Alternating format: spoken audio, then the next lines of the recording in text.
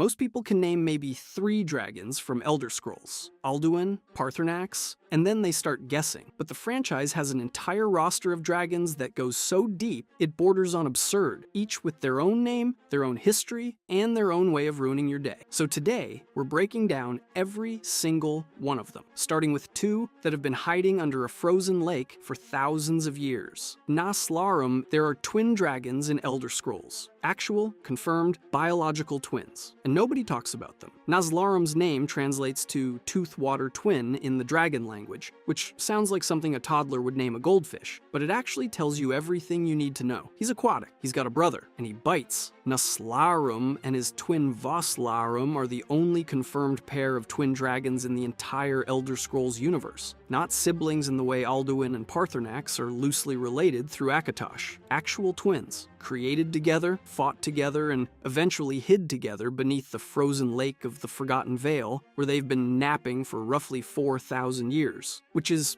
a solid nap. Both are classified as revered dragons, placing them pretty high on the draconic power scale. But what makes them visually distinct is their aquatic adaptation, frog-like facial features, fin-like structures along their bodies. These aren't your standard fire-breathing lizards circling a mountain. These are creatures that evolved or were deliberately created to thrive in water. Their primary thuum is Drain Vitality, a shout that simultaneously saps your health while restoring theirs. It bypasses traditional armor entirely. You can be wearing the thickest Daedric plate in Tamriel and it doesn't matter. They're pulling the life directly out of you like a straw in a juice box. Here's where it gets interesting though. These 2 coordinate. They rain fire from above, then dive into the frozen lake, disappear completely, and resurface for devastating follow-up strikes. This isn't mindless aggression. They've had 4,000 years to practice, and it shows. The wildest part? You don't even go looking for them. The Dragonborn stumbles across them completely by accident during the Dawnguard questline. No prophecy pointing you to the Forgotten Vale, no ancient text warning you about twin dragons beneath the ice. You're just walking across a frozen lake looking for Oriel's bow, and suddenly the ground explodes. These are forgotten casualties of the Dragon War, dragons whose names appear in 0 Nord songs and 0 ancient prophecies. But if Naslarum is the tooth, then his brother is the claw, and he's got his own story to tell. Voslarum, there's something uniquely sad about a dragon whose entire purpose is to die. Voslarum translates to Clawwater Twin in the dragon language. His brother Naslarum is Toothwater Twin, one defined by bite, the other by claw. That naming convention isn't random. It suggests deliberate duality, like they were created as 2 halves of the same concept. A matched set designed to complement each other in combat and in existence, which would be fascinating if the game ever did anything with it. It doesn't. Voslarum is a revered dragon, a tier of power that places him among the more formidable creatures in Skyrim. Thousands of years of hibernation beneath a frozen lake in the Forgotten Vale did nothing to diminish that power. He and his twin share the Drain Vitality shout, which doesn't just deal damage, but actively siphons life force from the target, creating a compounding advantage the longer a fight drags on. Both dragons can dive underwater and resurface at will, a capability completely unique to these 2. No other dragon in the entire franchise does this, and any damage they cause to the frozen lake environment, permanent. The ice stays broken forever, which is, a lovely metaphor for a creature who contributes nothing to the world except destruction. Here's where it gets genuinely bleak. Voslarum has 0 dialogue, 0 character development, 0 agency. He cannot be reasoned with, bargained with, or bent to your will. The Dragonrend shout works on him, forcing him to comprehend mortality like every other dragon, but bend will does nothing. You can't tame him. You can't ride him. The only interaction the game allows is killing him and consuming his soul. Compare that to the dragons we'll get to later, dragons who debate philosophy, who question their own nature, who make choices that reshape civilizations. Voslarum gets none of that. He's frozen both literally and figuratively in the past, a relic of the Dragon War who never rose high enough in Alduin's hierarchy to earn a reputation, never committed atrocities memorable enough to be recorded in Nordic song, and never developed the self-awareness to do anything other than attack on sight when disturbed. His entire Fourth Era purpose is to burst through ice, fight, lose, and have his soul eaten by someone who was just passing through on the way to find a bow. He doesn't even get to be the main obstacle. He's a speed bump with wings. And that permanent environmental damage detail? That's the most personality Voslarum gets. Not through words or choices, but through the scars he leaves on a lake nobody visits twice. At least Voslarum had a twin who shared his obscurity. The next dragon on our list wasn't even allowed that mercy. Numinex. There's a difference between killing a dragon and breaking one. Numinex learned that the hard way. At his peak, Numinex was a nightmare with wings. He ravaged all of Skyrim, wiped out entire villages, burned cities to the ground, and killed Nords by the hundreds. This wasn't some random dragon picking off travelers on the road. Numinex was a full-scale one-creature apocalypse tearing across the province with zero signs of slowing down, and then King Olaf One-Eye happened. Olaf confronted Numinex atop Mount Anthor and, using the Thu'um, shouted the dragon into submission. Not killed, submitted. Olaf dragged Numinex back to Whiterun, and the Nords built an entire palace around him. Dragon's Reach, the iconic seat of power in Whiterun. The building every single Skyrim player has walked through 1,000 times was literally constructed to be a dragon prison. That massive hall, those towering ceilings, the balcony trap you used during the main quest, all of it was designed to hold one creature. Numinex went from burning kingdoms to being a political trophy mounted inside a building named after what it was built to do, which is,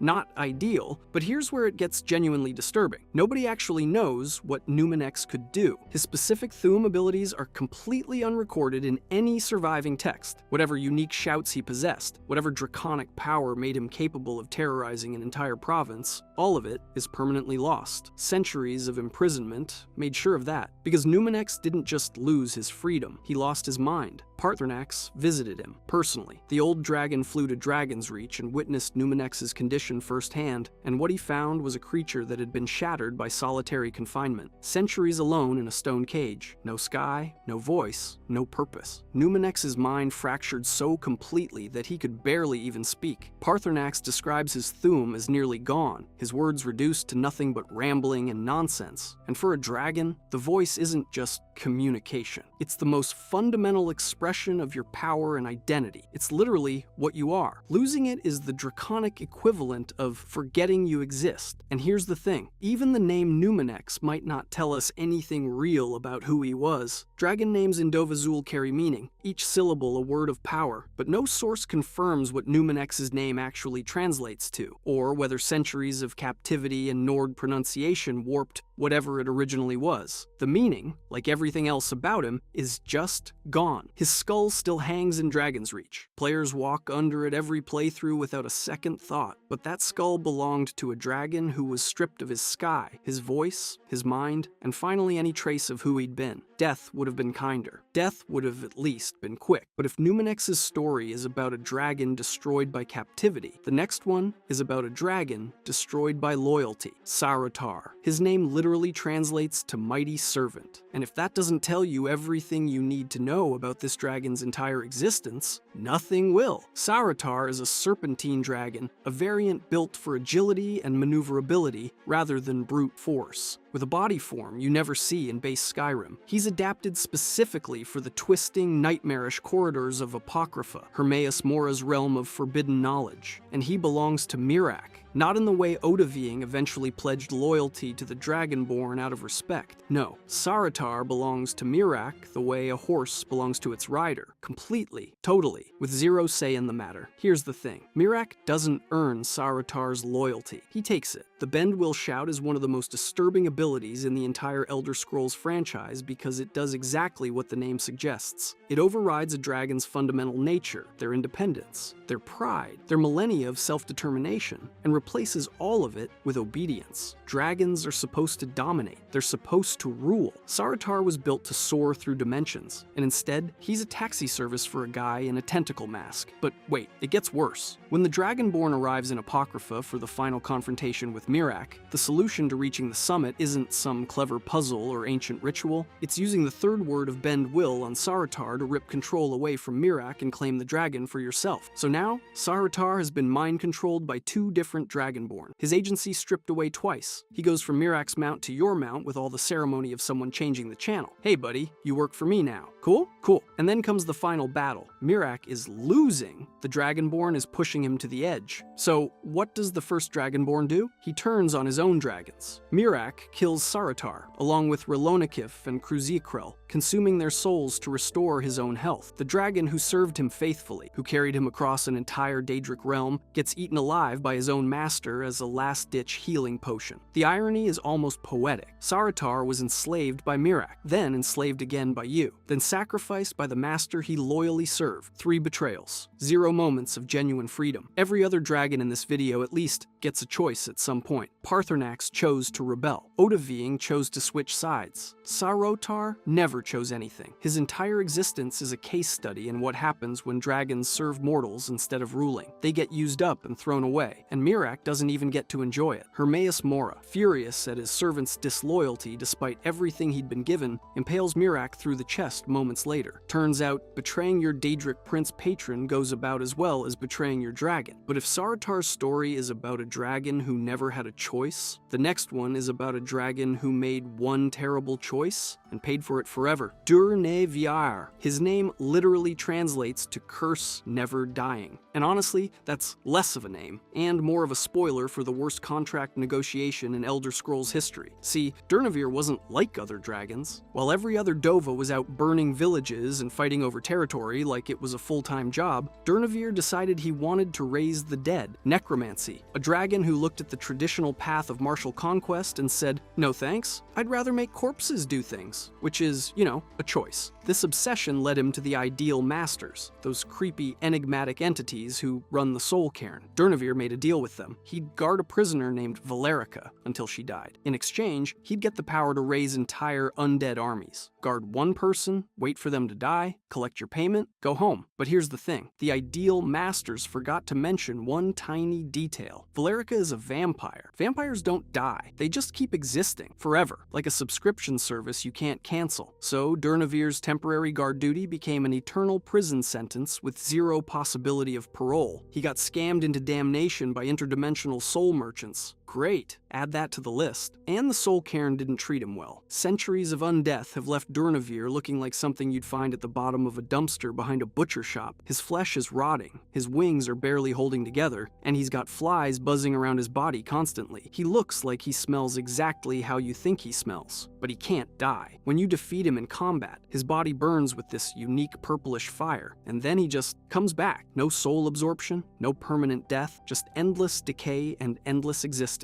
What makes him genuinely dangerous is his toolkit. Durnavir possesses the Soul Tear Shout, a completely exclusive ability that no other dragon in the entire game has. On top of that, he can summon Bonemen, Mistmen, and Wrathmen directly from the Soul Cairn during a fight. So you're not just battling a dragon. You're battling a dragon and his personal skeleton army, but the part that actually gets to people is what happens after you beat him. Durnavir doesn't rage, he doesn't swear revenge. He teaches you the Summon Durnavir shout, which lets you call him into Tamriel for 5 minutes at a time. 5 minutes. That's all he gets. 5 minutes to fly through real skies again, feel actual wind, see something other than the endless gray void he's been trapped in for centuries. And then he goes back. You get a powerful undead dragon ally with necromantic abilities. He gets 5 minutes of freedom, and there's something genuinely heartbreaking about a creature whose entire existence has been defined by a contract he was tricked into, finding the closest thing to liberation through a mortal who bothered to listen instead of just fight. Not every dragon in Skyrim wants to conquer. Some of them just want to see the sky again. But if Durnavir represents a dragon bound by deception, the next one represents a dragon who chose to switch sides entirely, and his reasons are a lot more politically complicated than you'd expect. Odahviing is the ultimate company man who switches employers the second a better offer comes along. His name translates to Snow Hunter Wing. He served Alduin faithfully during the Dragon War as one of his most trusted lieutenants, and he spent that entire conflict raining destruction down on mankind. Not a few questionable decisions, atrocities, plural. He's a massive red dragon, one of the more powerful ones still kicking by the 4th era, which makes him basically the scariest thing in the sky that isn't Alduin himself. So when the Dragon War wraps up, the ancient Nords eventually kill Odahviing and bury him near Riften. Problem solved for about 4,000 years. Anyway, the moment Alduin claws his way back into existence in 4E201, one of his first priorities is ripping open that burial mound. He doesn't resurrect Odahviing out of nostalgia. He does it because the World Eater needs one of his best generals back on the field. You don't win wars with raw power alone. You need someone who knows how to use it. But here's where it gets interesting. The Dragonborn captures Odahviing at Dragon's Reach using the Call Dragon Shout, luring him into the exact same trap that held Numenix thousands of years earlier. Same building, same mechanism, different dragon. Dragon's Reach was literally built to hold a dragon, and after centuries of just being a fancy throne room, it finally gets to do its job again. Now, most dragons in this situation would rage. They'd thrash, breathe fire, scream about their eternal dominance. Odahviing does something way more unsettling. He negotiates. Rather than fight to the death, Odahviing looks at the Dragonborn and essentially says, "Listen, you clearly have this handled, so here's what I'm thinking," and offers his loyalty in exchange for freedom. He'll fly the Dragonborn to Skuldafn, Alduin's personal stronghold that's only reachable by air. No dragon, no access. You let me go, I give you the one thing you can't get without me. That's not cowardice. That's a corporate restructuring. Odahviing recognizes that Alduin's power is fading and the Dragonborn's is rising. Draconic society runs on one principle: strength dictates hierarchy. He doesn't betray Alduin out of some moral awakening. He switches sides, because the math changed. But the most revealing detail comes from his conditional dialogue after Alduin's defeat. If you killed Paarthurnax before the final battle, Odahviing expresses genuine delight at serving the Dragonborn. No more old dragon looking over his shoulder, just a powerful new master who proved themselves through combat. But if Paarthurnax survives, Odahviing's tone shifts entirely. He shows clear resentment at having to submit to the old one's continued authority. He'll do it, because the math says he has to, but he's not happy about it. This tells you something crucial about dragons that the game rarely makes explicit. They have genuine political opinions. They hold grudges. Odahviing isn't just following whoever's strongest. He's calculating which power structure benefits him most and adjusting his loyalty accordingly. He's not a warrior, he's not a philosopher, he's a politician with wings and fire breath, which is,